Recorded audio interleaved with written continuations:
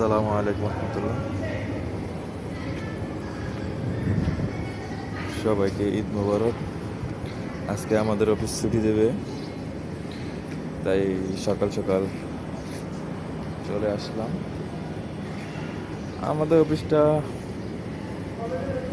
বড় বাড়িতে, তো সবাই হয়তো আগেই ছুটি পেয়ে গেছেন, কালকে বা আজকেও হবে। তো সহি সালামতে সবাই দেশে যাবেন, সেই দোয়াই করি।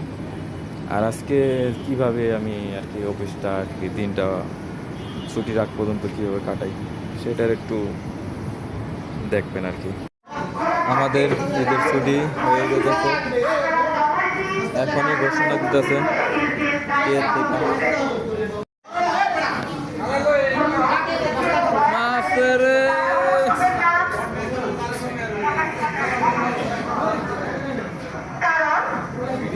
অতিরিক্ত তাড়াহুড়া করতে গিয়ে আমরা বিভিন্ন সময় বিভিন্ন দুর্ঘটনার কবলে পড়ে থাকি।